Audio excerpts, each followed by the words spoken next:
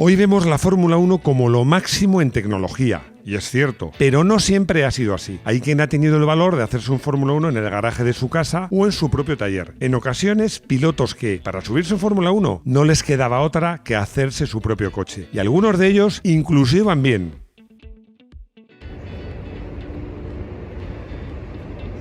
Desde Eficar, bienvenidos a Garaje Hermético. Enciérrate con nosotros. ¡Vamos!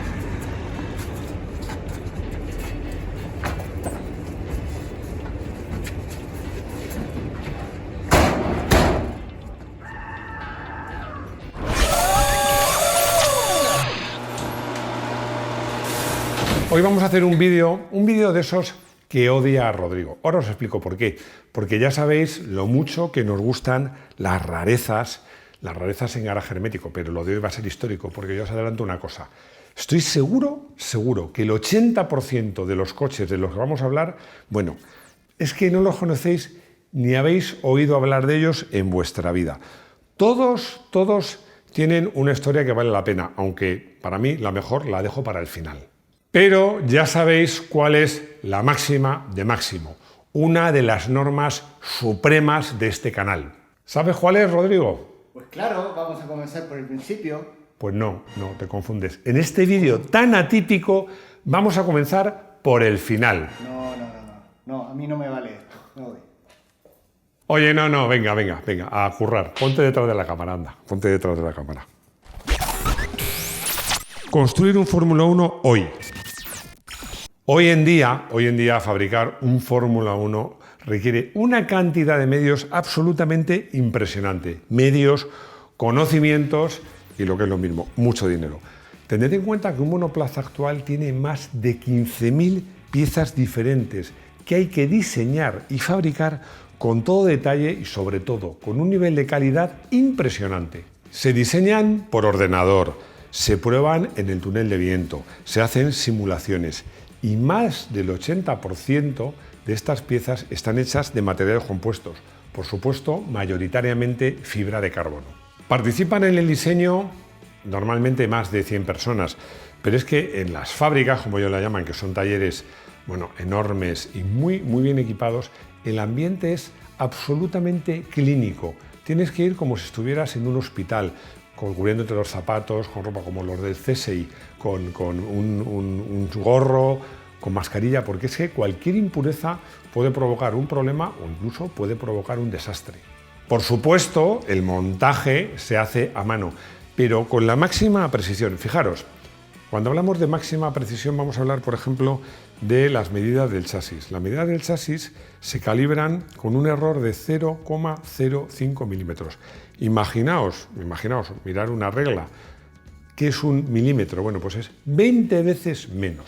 Y claro, todo esto tiene un precio. ¿Qué precio? Bueno, por reglamento está limitado que cada escudería puede gastar un máximo de 125 millones en sus dos coches. O sea, imagina, pues estamos hablando, de 62,5 millones. No, 62,5 millones por coche. Pero bueno, os voy a dar algunas cifras, algunos para que sepáis. Por ejemplo, un chasis limpio, el chasis sin más, 1 milloncito de euros.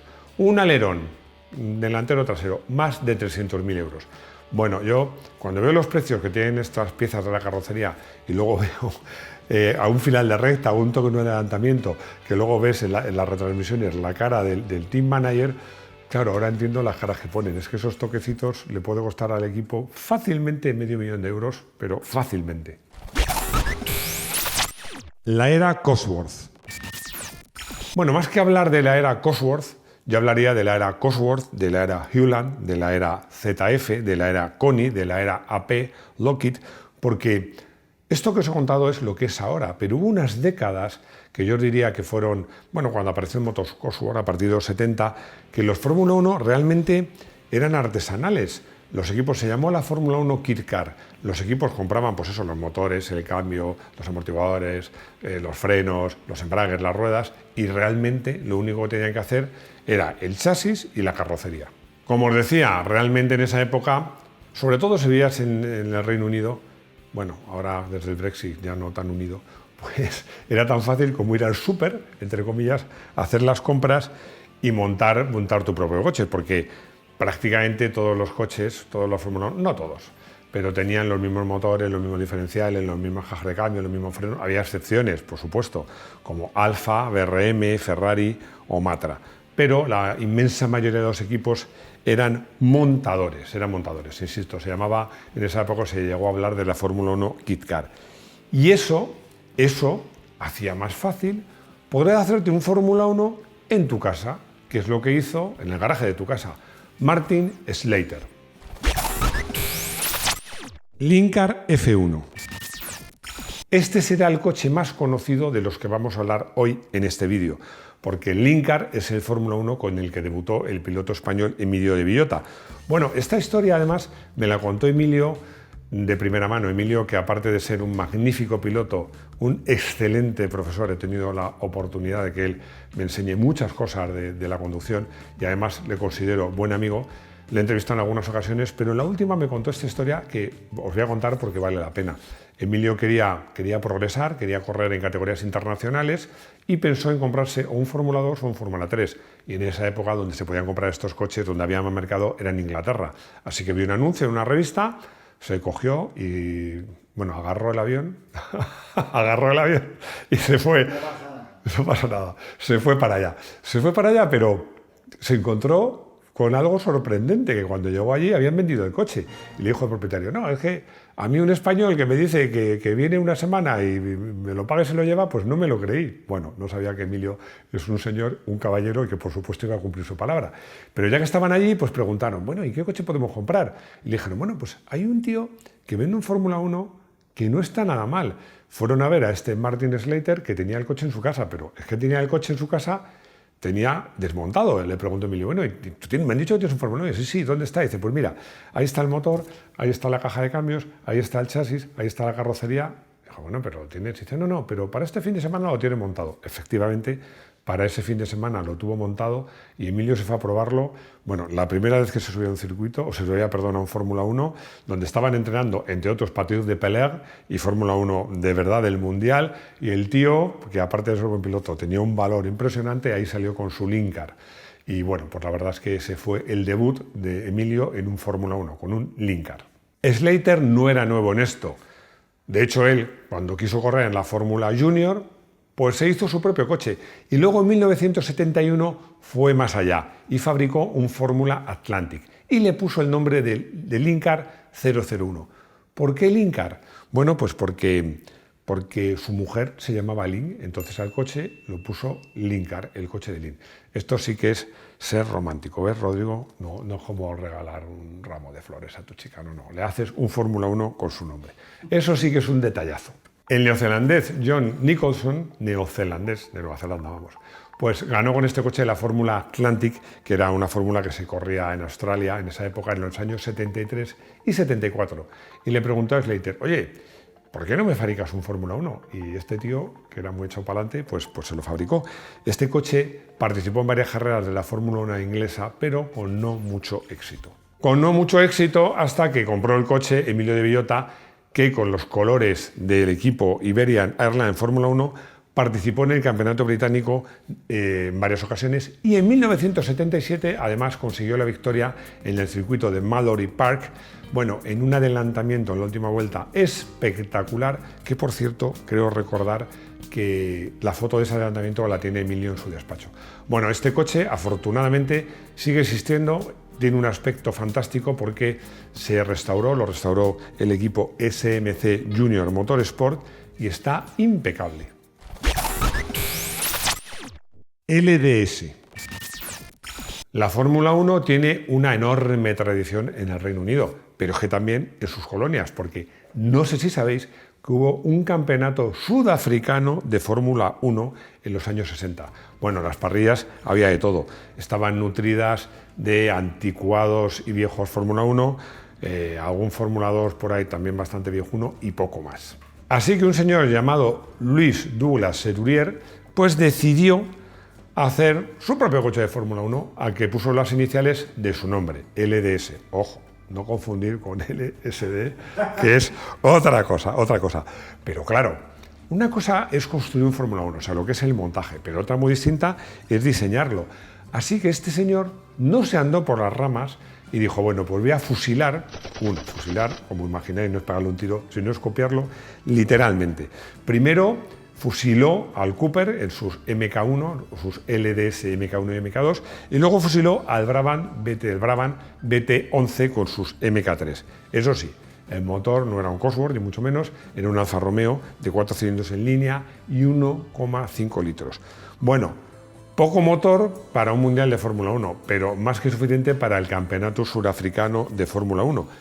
Ojo, que este coche participó con escaso un nulo éxito en el Gran Premio de Sudáfrica de 1962. Cádiz 08. También hubo un campeonato ruso de Fórmula 1 en su zona de influencia. Bueno, la verdad es que llamarlo campeonato ruso de Fórmula 1 me parece pecar de un optimismo desmesurado, porque ruso sí, pero Fórmula 1 no tanto. Pero es que algunos de estos constructores y pilotos soñaban con llegar algún día al Campeonato del Mundo de la Fórmula 1. Lo tenían difícil, no solo por razones políticas, sino por la escasa competitividad de sus coches. Por cierto, me acuerdo que hicimos un vídeo que se llamaba Coches de Fórmula 1 que nunca llegaron a competir, donde hablábamos de este monoplaza ruso y de algunos otros. Vladimir Kapshev, bueno, no sé cómo se pronuncia el nombre, pero bueno, lo tenéis en el texto descriptivo, fue el padre de este modelo que tenía chasis tubular, un morro muy peculiar, unas novedosas suspensiones independientes neumáticas y llantas de aluminio que en su momento en Rusia eran un avance bestial. Pero eso sí, el motor tampoco era un Cosworth, era un Gaz 21 de 3,2 litros, pero solo 4 cilindros y 160 caballos. Sin comentarios. Kausen. El piloto alemán Willibert Kausen es uno de esos casos que os decía. Bueno, él lo tenía claro, que si quería conducir un Fórmula 1 se lo tenía que hacer él, fabricárselo él mismo. Bueno, él empezó construyendo un Fórmula 1 y más tarde le echó un par de narices y decidió evolucionarlo a Fórmula 1. Con un optimismo también, me parece, desmesurado, porque no tenía ni los recursos económicos ni los conocimientos para ello. Y Willy, que es como se le conocía, pues decidió que lo iba a hacer a lo grande y se inspiró nada más y nada menos que en el Lotus 79. Pero bueno, es que copiar un Lotus 79 no era tan fácil como parecía, porque no consiguió que el efecto suelo funcionase correctamente, fue un desastre, hubo que rediseñar el coche un montón de veces y al final, lo que suele pasar, se acabó el dinero. El Kausen WK se inscribió en el Gran Premio de España y en el Gran Premio de Bélgica de 1979 con un piloto, Gianfranco Bracantelli, que había tenido bastantes éxitos en Fórmula 2 y que no consiguió clasificarse para la salida en ninguno de los casos. También intentó participar en el campeonato, en una carrera de la Fórmula Aurora, que era como se llamaba al campeonato inglés de Fórmula 1, pero el coche al final se rompió y no pudo acabar por problemas mecánicos. A Kausen se le acabó el dinero y fin de la historia. Fin de la historia relativamente, porque estos coches se lo vendieron al piloto de Fórmula 1, que ya sabéis que es el que sacó a Niki Lauda del coche en llamas, Arturo Merzario, y ahí, yo personalmente les he perdido la pista. Darwal Gonyu. Os decía que la mejor historia os la había dejado para el final, y es que, a ver, la pasión y el tesón mueven montañas, y desde luego a este tío, Peter Gonyu, le vamos a llamar a partir de ahora Peter, pues no le faltaban ninguna de las dos cosas. Lo curioso es que Peter no era un verdadero aficionado a la Fórmula 1. Bueno, tiene una afición tibia, pero le surgió la oportunidad de ir a ver el Gran Premio de Italia de Fórmula 1 cuando tenía 24 añitos y fue a pedirle permiso a su jefe, que le dijo que no. Dijo, ¿cómo que no? Pues me voy de mi trabajo. Se despidió de su trabajo para ir a ver la carrera de Fórmula 1. Y lo que pasó es que llegó ahí y se enamoró, más que de la Fórmula 1, de la tecnología que tenía la Fórmula 1. Abandonar tu trabajo para ir a ver una carrera de Fórmula 1, pues tiene tela. Pero bueno, lo que tiene tela es que sin tener ni idea de Fórmula 1, ni de la tecnología, ni de la aerodinámica, y sin dinero, pues pretender competir en Fórmula 1. Eso no es una locura, es una misión imposible. Bueno, una misión imposible, para Peter no había misiones imposibles, porque el tío decidió hacerse el coche en el garaje de su casa. Él vivía en Chadwell Heath, con la ayuda de voluntarios y con gran parte del material regalado. ¿Cómo que regalado? Pues sí, regalado, porque resulta que la prensa inglesa, y además, como digo, en el Reino Unido hay mucha afición, pues contaron el proyecto de este tío y a mucha gente le cayó en gracia, a muchos aficionados, muchos pilotos e incluso a McLaren, a McLaren, que les ayudó nada más y nada menos que cediéndoles un motor de Fórmula 1. Ya me lo voy a dar a mí, para mi Mazda, ¿te imaginas? A ver, la historia de este coche y de este equipo no la puedo contar hoy, porque G. Rodrigo, con razón, esta vez me asesinaría, porque es larga de contar y vale la pena. Vale tanto la pena que estoy pensando en hacer un vídeo sobre ella. Esto, además, es que uno de vosotros en el área de socios me lo pidió, que hiciera una historia sobre este proyecto en concreto. Ya sabéis que tenemos un área de miembros por 0,99 € al mes, donde aparte de vídeos específicos, exclusivos, muy personales, que llega a contar mi despido, es el único vídeo que he hecho que no es de coches, pues charlo mucho con vosotros e incluso hago directos. No voy a contar la historia completa, pero sí voy a dar unas pinceladas, porque consiguieron algo de dinerito de Shell, contrataron un piloto que no era nada malo, como François Migol, pero el problema era que cuando no se rompía una cosa, se rompía otra. Al final, después de 1000 vicisitudes y con algo de fortuna, porque un coche que se había clasificado no pudo salir y pudo entrar, salió el último en el Gran Premio de Austria de 1972. Bueno, al final hicieron algo muy sensato, que es abandonar el proyecto de hacerse su propio coche de Fórmula 1 y comprarse un March. March era una empresa que se dedicaba a hacer monoplazas de Fórmula 3, de Fórmula 2, de Fórmula 1 de montaña. Eran monoplazas, como podríamos decir ahora, de carreras cliente, para gente así que quería correr, y era un coche que era realmente sencillo, barato, pero que iba francamente bien. ¿Y dónde están esos dos monoplazas de Fórmula 1 que se hizo Peter en su casa? Pues que yo sepa, y por lo que he podido ver, siguen en su garaje. La conclusión es que hoy día hacerte un Fórmula 1 en tu casa, por un garaje muy equipado que tengas y por mucho que sepas, es imposible. Pero hubo un tiempo en que no. Hubo un tiempo en que había proveedores de motores, de cajas de cambio, de diferenciales, de frenos, de amortiguadores, de ruedas, y que no era nada difícil. Os he contado proyectos fracasados de gente que se hizo el coche en su casa, pero hay otros muchos, como March, que he citado, como Ensign, como otros equipos muy modestos, que en esta época de la Fórmula 1 Kit Car hicieron coches con muy poco dinero y que iban francamente bien.